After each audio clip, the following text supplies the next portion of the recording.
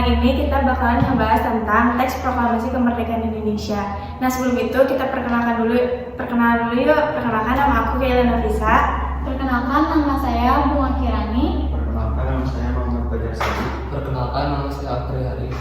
Perkenalkan, nama saya Yadid Kemana. Perkenalkan, nama saya Ahmad Junedi.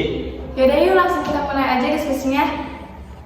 Menurut kalian, kenapa sih teks proklamasi itu penting? Proklamasi itu bukan cuma pengumuman kemerdekaan, tapi juga simbol kebebasan dari penjajahan dari awal berdirinya negara Indonesia. Benar, itu menjadi titik balik sejarah kita setelah proklamasi. Perjuangan kita belum selesai sampai di situ, tapi kita harus mengusir agresi Belanda. Proklamasi adalah awal perjuangan besar berikutnya. Bukan akhir, kita harus mempertahan kemerdekaan, mengisi kemerdekaan. Nah, kalau ngomongin tentang perjalanan proklamasi kemerdekaan Indonesia, pasti ada tantangannya kan? Ada antara perbedaan pendapat antara golongan tua dan golongan muda. Apri, kamu bisa jelasin lebih lanjut gak?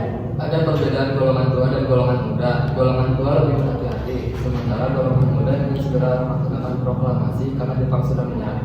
Itulah sebabnya terjadi peristiwa Rengklas Dengklok di mana Hatta dan Soekarno diamankan agar bisa memproklamasikan tanpa adanya pengaruh dari Jepang. Setelah ada kesepakatan, Soekarno dan Hatta kembali ke Jakarta untuk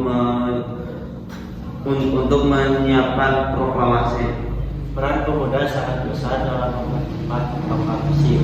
Mereka mendorong agar tidak ada gangguan proklamasi. Oke, sekarang kita bakalan ngebahas tentang penyusunan teks proklamasi Indonesia. Fajar, kamu bisa kasih tahu kita gak? Bisa.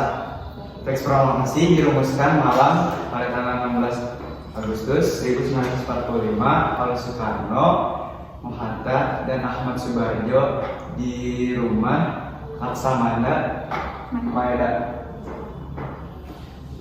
Sayuti Melik mengetik teks itu dan ada beberapa revisi kecil. Misalnya mengganti wakil-wakil bangsa Indonesia menjadi atas nama bangsa Indonesia. Proklamasi hanya ditandatangani oleh Soekarno dan Hatta agar tidak terjadi perpecahan. Nah, setelah selesai teks proklamasi, bagaimana sih proses pengumumannya? Soekarno membacakan proklamasi pada 16 Agustus 1945 di rumahnya Jalan Pegangsaan Timur nomor 56. Berita proklamasi kemudian disebarkan lewat radio oleh para pemuda, terutama anak-anak.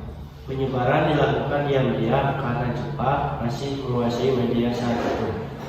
Nah, kalau kita lihat ke zaman sekarang, apa sih pelajaran yang bisa kita ambil dari proklamasi kemerdekaan Indonesia?